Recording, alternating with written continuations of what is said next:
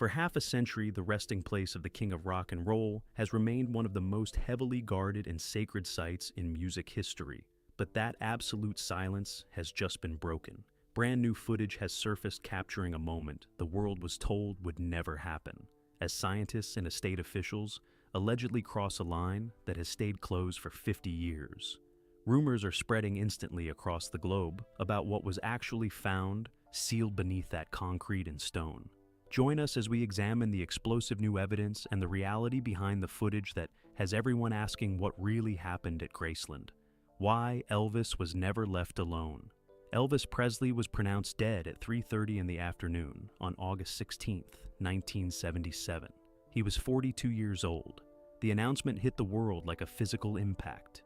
Radio stations interrupted their programming. Television anchors broke from scheduled broadcasts. People who heard the news on the street stopped walking. In Memphis, crowds gathered outside Graceland within hours, pressing against the stone wall, leaving flowers, weeping for a man most of them had never met. The grief was real, and it was enormous. But almost immediately alongside the grief, something else began. Questions. The circumstances of Elvis's death were not straightforward from the beginning. He was found unresponsive on the bathroom floor of Graceland by his girlfriend Ginger Alden in the early afternoon. Emergency responders were called. Attempts at resuscitation were made. He was transported to Baptist Memorial Hospital in Memphis, where he was formally pronounced dead. The official cause of death was cardiac arrhythmia. Heart failure. What the toxicology report revealed in the weeks that followed complicated that official cause considerably. Multiple prescription drugs were found in Elvis's system. The specific combination and concentration generated significant medical debate about the role those substances played in his death. Dr. George Nikopoulos, his personal physician, was investigated. Years later, his medical license was revoked, though not specifically for Elvis's death alone. The official record was messy, contested, and it left enough space for doubt that doubt rushed in to fill it. The conspiracy theories began almost immediately after the funeral. Elvis was buried initially at Forest Hill Cemetery in Memphis on August 18, 1977, 2 days after his death.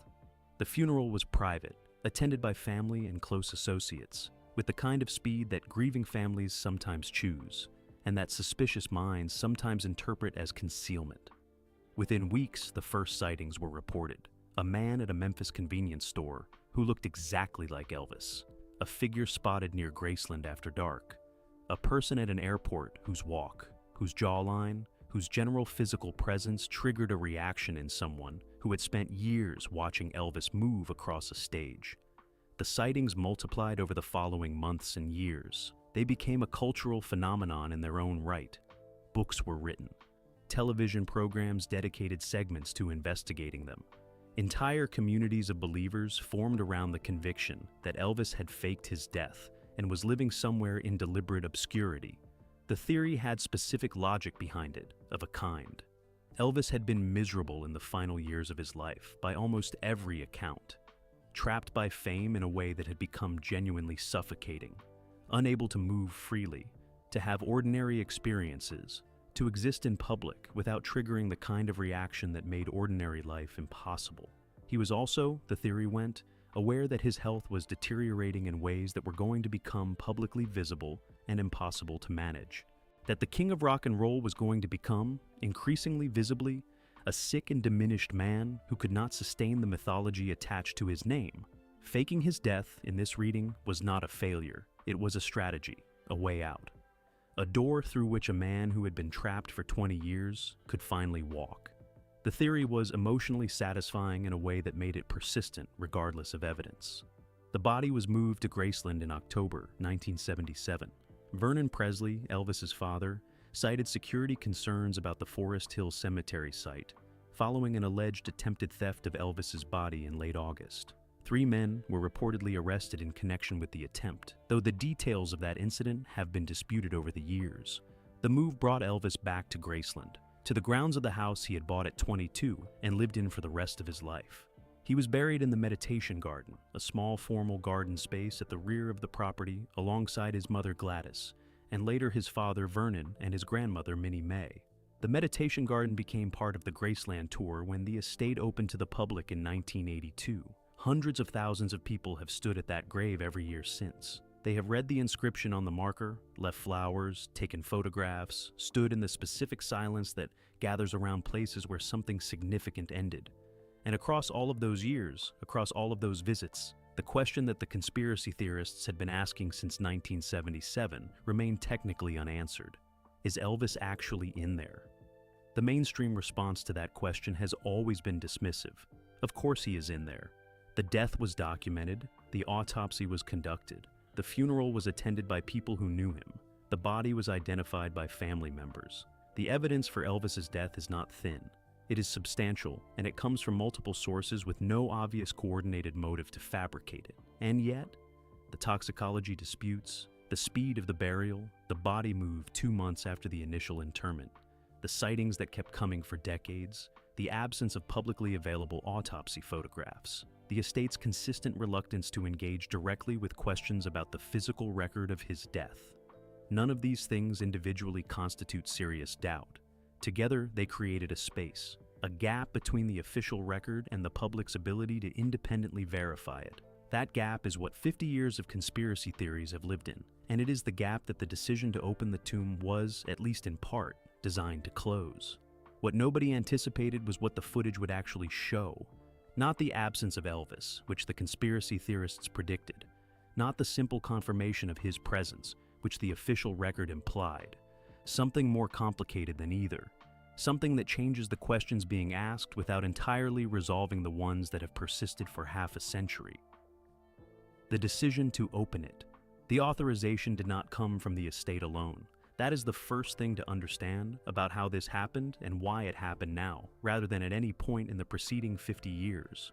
Opening a burial site, even a privately owned one on private property, involves more than the wishes of the family that controls the land. It involves legal frameworks governing the disturbance of human remains. It involves coordination with state authorities in Tennessee, whose oversight extends to burial sites, regardless of whether they sit on public or private ground. It involves medical and forensic professionals, whose involvement is required to ensure the process meets the standards that give its findings any credibility. All of those pieces had to align. They aligned in late 2024. Riley Keough initiated the process. The decision did not emerge from nowhere. It came directly from her reassessment of the estate and its relationship to the public record of Elvis's life and death.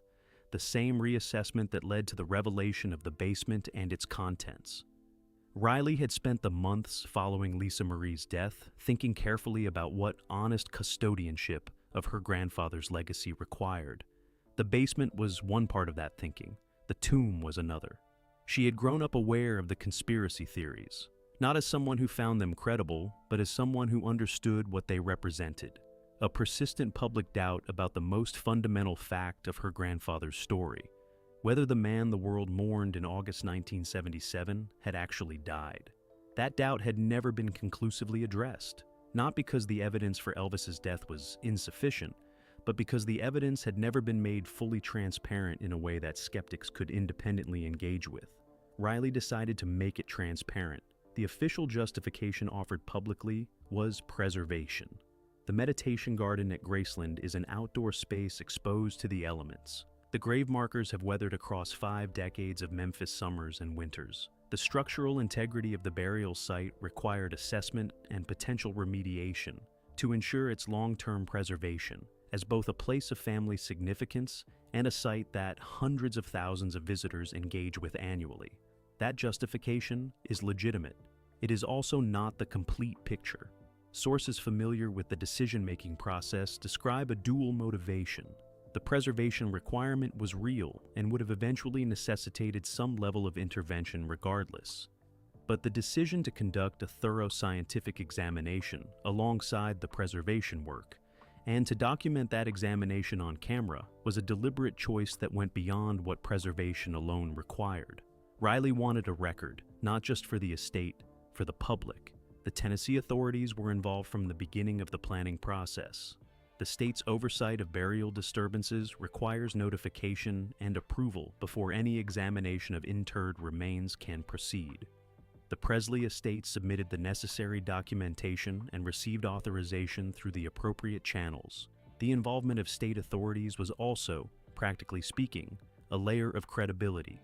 An examination conducted solely by people connected to the estate would always be subject to the accusation that it was managed to produce a predetermined outcome. State oversight and independent scientific involvement created a structure that was harder to dismiss. The forensic team brought in was not connected to the estate professionally. They were specialists in the examination and preservation of historic burial sites, with credentials that established their independence from any particular interest in what the examination found. That independence was non-negotiable for Riley. Whatever the examination produced, it needed to be something that could not be reasonably attributed to estate management. The decision was kept private until shortly before the examination took place. Not secret in an absolute sense. The people who needed to know for logistical and legal reasons knew.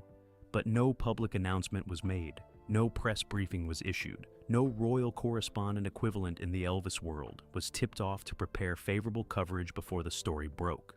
The examination happened first, the footage was secured, and then, with the results in hand, the decision about what to release and how was made from a position of knowledge rather than anticipation. That sequencing was deliberate. Riley had watched what happened when estates released information about sensitive matters before the full picture was established. The narrative got away from you. Other people's interpretations filled the space before your own account could land. She was not going to let that happen with this. The cameras were authorized by Riley personally, not a documentary crew with an independent editorial mandate. A small team of trusted professionals whose footage would be reviewed by the estate before any decision was made about its release. The intention was not to produce a documentary. It was to create a visual record of what the examination found. Evidence, in the most literal sense, that could not be disputed or characterized as selective or incomplete. What those cameras captured across the examination process was not what anyone involved had fully anticipated. And the decision about what to do with that footage, once it existed, turned out to be more complicated than Riley had expected when she authorized the cameras to go in. There was also a personal dimension to the timing that sources close to Riley describe as significant. 2025 marked 48 years since Elvis's death. Close enough to the 50-year mark that the significance was felt without waiting for the round number. Lisa Marie had been gone for 2 years. The legal threats to the estate had been resolved. The basement disclosure had been made and absorbed. Riley felt that the conditions for doing this correctly, with the independence and the transparency and the scientific credibility it required, had finally come together. She had also, in the time since Lisa Marie's death, spent enough time inside the estate's private history to feel the weight of what the unanswered questions had cost, not her personally. The public understanding of Elvis. 50 years of conspiracy theories is not just noise. It is evidence of a gap between what people were told and what they were able to verify. A gap that the estate had always had the ability to close and had chosen, for reasons that made sense at various points in its history, not to close. Riley chose differently. She gave the authorization, the team assembled, the date was set. And on a morning in early 2025, the meditation garden at Graceland was closed to visitors for the first time since the estate opened to the public in 1982. What happened next has not been fully disclosed. But what the footage captured is already changing the conversation. What the scientists found. The examination began at first light, not because the process required it symbolically, because the work itself demanded the full available daylight, and the team had estimated it would take the better part of a day to complete the initial phase properly. Graceland was closed to visitors.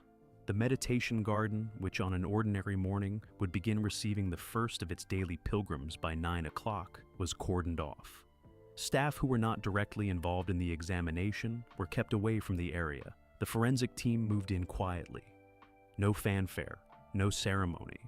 The specific focused efficiency of professionals who have done this kind of work before and understand that the significance of what they are examining does not change what the examination requires. The physical condition of the burial site was the first thing documented. 50 years of Memphis weather had done what 50 years of Memphis weather does. The grave markers showed weathering consistent with their age and exposure. The structural integrity of the site required the kind of remediation that had been cited as the official justification for the examination. That work was genuine, and it was done.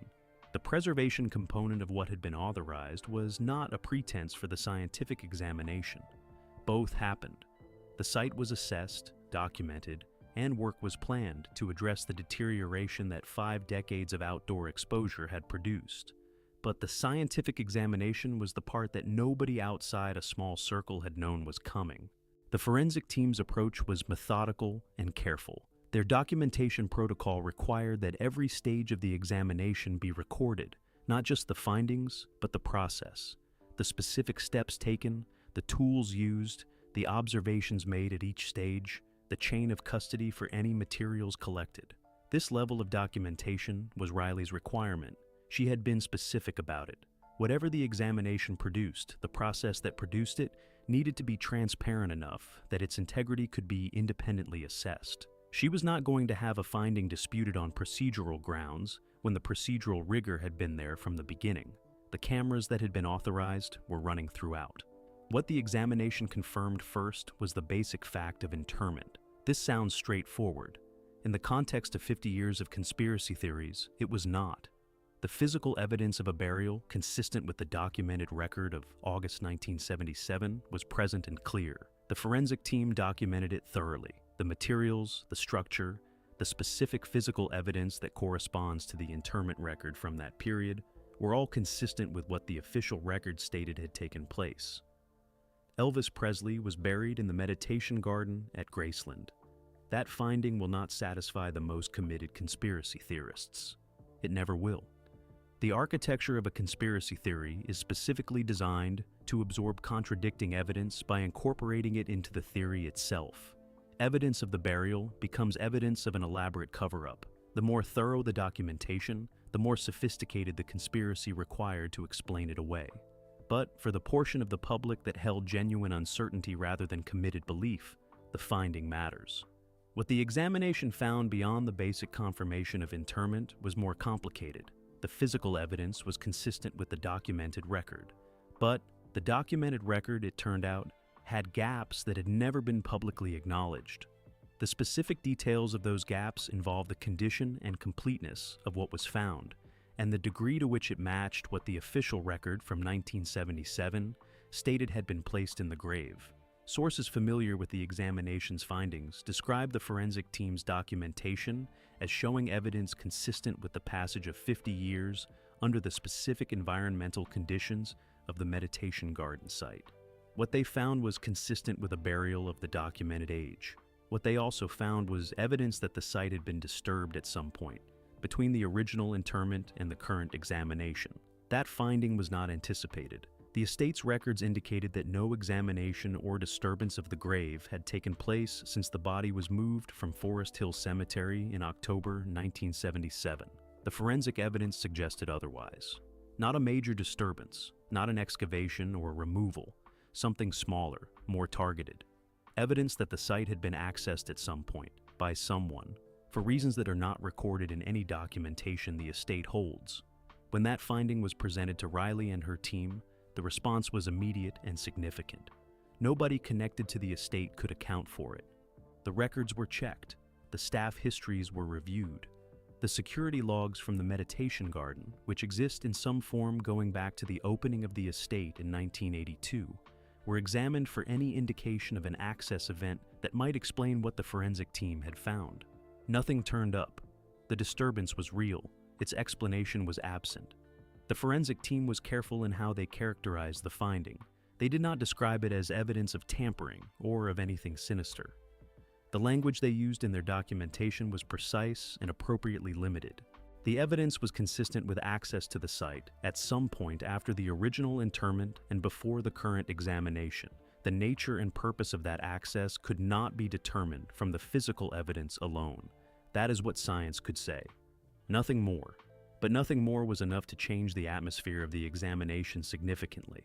What had begun as a transparency exercise, a deliberate effort to close the gap between the official record and what could be independently verified, had produced a finding that opened a new gap. Something had happened at that grave. What it was, when it happened, and who authorized it remained unanswered.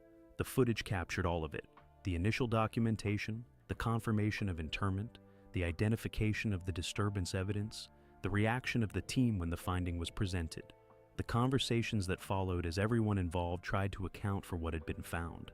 It captured something else as well, a specific detail documented by the cameras in the course of the examination that had not been part of any previous public account of Elvis's burial, and that sources familiar with the footage describe as the most significant single thing the cameras recorded. That detail is what the footage controversy is actually about, and it is what Riley's team is still deciding how to handle.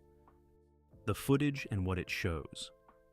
The footage was not supposed to leave the estate. That was the original understanding when Riley authorized the cameras. The visual record would be the estate's, reviewed internally, used to support whatever decisions were made about the examination's findings. Not released publicly without a deliberate decision to do so, made by Riley and her team after the full picture was understood. That understanding held for approximately 3 weeks after the examination concluded. Then something changed. A portion of the footage was leaked, not by anyone connected to the forensic team, not by estate staff who had been involved in the examination. The specific source of the leak has not been publicly identified, and the estate has not confirmed who was responsible. What is known is that a segment of the footage, roughly 4 minutes in length, reached a small number of journalists and researchers who cover Elvis-related matters in late 2025. The segment did not show the most significant finding the forensic team had documented. It showed something earlier in the examination process, the initial stages, the opening of the site, the first visual documentation of what the grave contained. 4 minutes of footage from inside Elvis Presley's grave at Graceland. The impact of its emergence was immediate and significant. The footage quality is not cinematic. This was not a production designed for public consumption. The cameras used were documentation tools, chosen for reliability and clarity rather than visual aesthetics. The lighting conditions inside the examination site were functional rather than flattering. What the footage shows, in the specific flat clarity of professional documentation equipment, is the interior of a burial site that has not been publicly viewed in 50 years. People who have seen it describe the experience of watching it as disorienting in a way that is difficult to articulate. The combination of the subject matter, the clinical documentation style, and the specific silence of the footage, which contains the sounds of the examination process. But no narration, no music, no contextualizing commentary, creates an effect that is more unsettling than any dramatized version of the same material would be. It feels real in a way that the public has never had access to before regarding this specific subject. The footage confirms the basic finding of the examination. The physical evidence of a burial consistent with the documented record is visible in the footage. This is the finding that the estate has been most willing to discuss publicly in the period since the leak occurred. The confirmation that Elvis Presley is buried in the meditation garden at Graceland. That confirmation, rendered visually rather than through official statements, has a different quality of impact than anything the estate has previously been able to offer. Statement can be doubted. Footage is harder to dismiss. For a significant portion of the public that had maintained genuine uncertainty rather than committed conspiracy belief, the footage functions as a resolution, a closing of the question that has been open since 1977. But the 4 minutes that leaked does not show everything the cameras recorded. It stops before the documentation of the disturbance finding, before the forensic team's reaction to what they found when the examination went deeper, before the specific detail that sources describe as the most significant thing the cameras captured. The truncated nature of what leaked is either coincidence or selection. People familiar with the situation are divided on which. If it was selection, the question is who made it and what they were protecting by ensuring the most significant portion of the footage did not travel with the leak. If it was coincidence, the question is when and whether the remainder of the footage will become public and what it will show when it does. The detail that sources describe as most significant relates to the disturbance finding. When the forensic team documented evidence that the site had been accessed at some point after the original interment, the cameras were running. What they captured in the course of that documentation included something that had been left at the site during that undocumented access, not placed on top of the grave in the way that visitors leave flowers and mementos at the marker. Inside the site itself, in a location that could only have been reached by someone with access to the burial itself, rather than simply the garden space above it. A physical object, small enough that its presence did not disrupt the structural integrity of the site in any obvious way. Old enough that its age is consistent with having been placed sometime in the decades following the original interment rather than recently. The nature of the object has not been publicly confirmed. The estate has not released information about it. The forensic team's documentation of it exists in the portion of the footage that did not leak. Sources who have been briefed on the finding describe it in terms that are consistent with each other, but frustratingly incomplete for anyone trying to understand what it means. It is personal. It is connected to Elvis specifically rather than being a generic memorial object. And its presence in the location where it was found suggests that whoever placed it had both access to the burial site and a reason for placing something there that they did not want publicly known. The identity of who accessed the site and when remains unestablished. The estate's investigation into the disturbance finding has not produced a documented answer. The security records examined in the immediate aftermath of the examination finding did not contain an event that would explain it. What the investigation did produce was a narrowing of the timeline. The physical evidence and the condition of the object found at the site are consistent with an access event sometime in the 1980s or early 1990s, after the estate opened to the public, after the meditation garden became a stop on the official tour, during the period when Priscilla Presley was managing the estate. That timeline does not implicate Priscilla directly. The narrowing is not precise enough to identify a specific date or a specific person, and the possibility that someone other than someone connected to the estate's management accessed the site cannot be ruled out. But the timeline means that whoever was responsible was doing it during a period when access to the meditation garden was controlled by the estate. When getting to the burial site without authorization would have required either significant effort to circumvent security or access that the estate itself provided. Riley has not commented publicly on the disturbance finding or on the object. Her team has confirmed, in response to press inquiries following the leak of the footage, that an examination took place and that its findings are under review. No further detail has been provided. The decision about what to release from the fuller footage record and when has not been made. What is clear is that the 4 minutes that leaked, while significant in itself, is not the whole story of what the cameras captured. The complete footage exists. The estate holds it. And the most significant thing it shows has not yet been seen by anyone outside a very small circle of people who were either present at the examination or have been briefed on its findings since. What that footage eventually reveals, and what it means for the understanding of Elvis's burial and the 50 years of questions that have surrounded it, is the next chapter of this story. It has not been written yet, but it is coming. What this means for the Elvis legend. Every legend has a version the public accepts and a version that actually happened. For most cultural figures, the gap between those two versions is manageable, small enough that the legend survives contact with the reality without fundamental damage, large enough that the reality remains interesting without destroying what people love about the myth. Elvis's gap has always been larger than most. The version the public accepted was the king, the voice, the movement, the generosity, the charisma, the tragedy of a talent consumed by the very fame it generated. That version is real. It is built on genuine things that genuinely happened.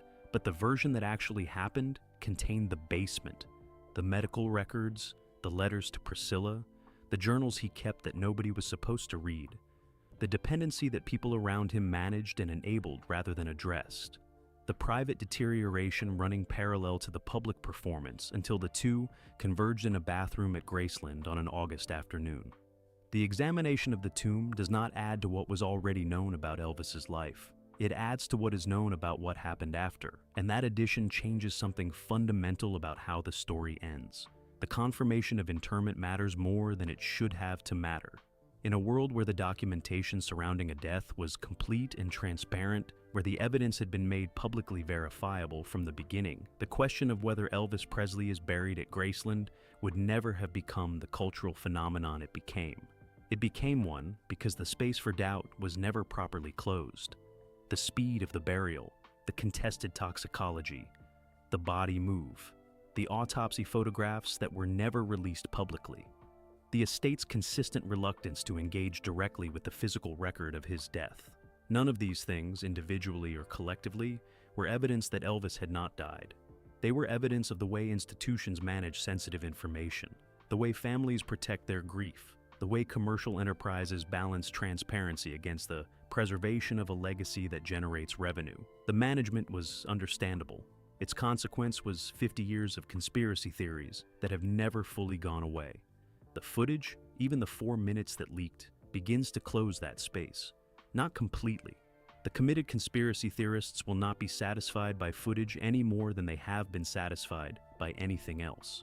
But for the portion of the public that held genuine uncertainty, the visual confirmation of what the official record has always stated is meaningful. It changes the foundation of the conversation. The disturbance finding is more complicated.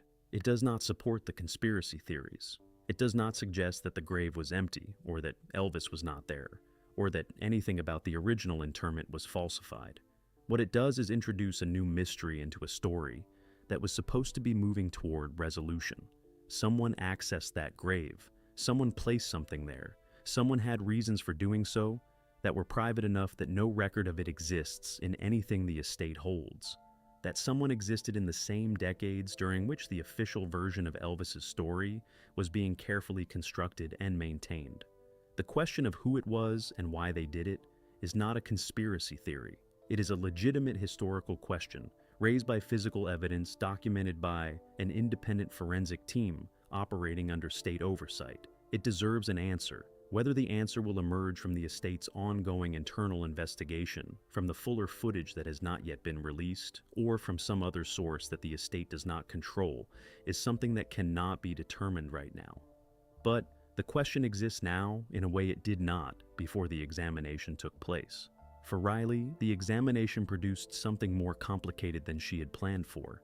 She went into it expecting to produce a definitive visual record that closed the 50-year gap between the official account and what could be independently verified.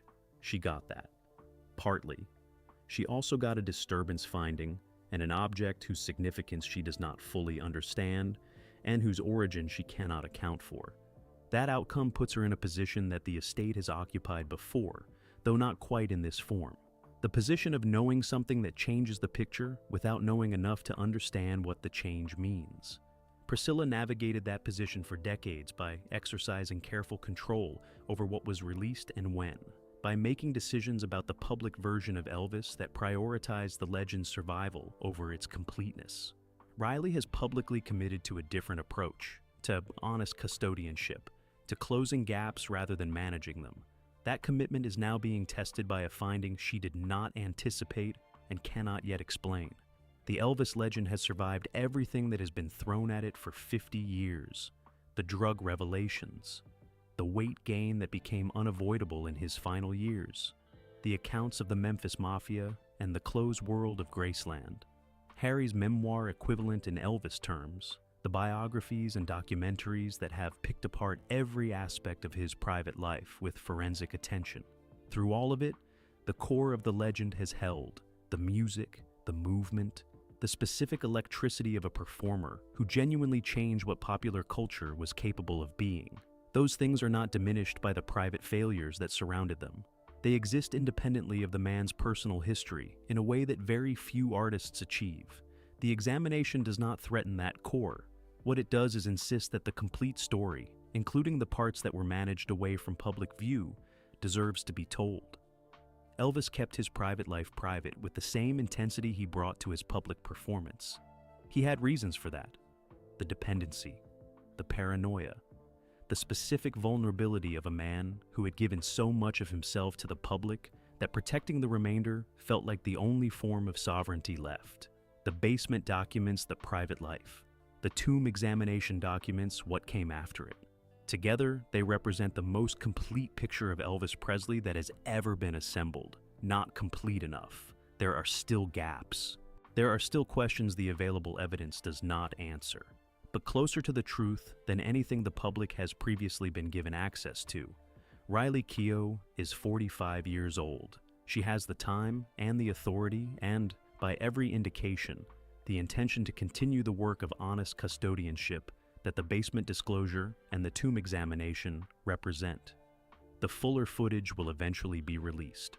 The disturbance finding will eventually be explained or remain unexplained in a way that itself becomes part of the record. The letters and the journals and the medical documents in the basement will eventually be made available in forms that allow serious engagement with what they contain. That process will take years. It will also, in the course of those years, produce a version of Elvis Presley's story that is more complete and more honest than anything that has existed in the 50 years since he died. Not the king, not the myth, not the carefully curated figure who sold millions of records and filled arenas and generated a commercial enterprise that has survived his death by half a century. The man, complicated, brilliant, struggling, private in ways that the most public life imaginable never fully extinguished. That man was real. He was there the whole time, in the basement and in the grave, and in the private record of a life that the legend partially obscured. Riley is bringing him out, not all at once, not without care for what the revelation of each piece means for the people affected by it, but steadily, deliberately, with the specific commitment of someone who understands that the truth about a person, even a legend, is worth more than the myth built around them. Elvis deserved that truth told honestly. 50 years after his death, his granddaughter is finally telling it. 50 years of sealed silence have finally been broken. Millions of visitors have stood above that grave unaware of the questions it held beneath them.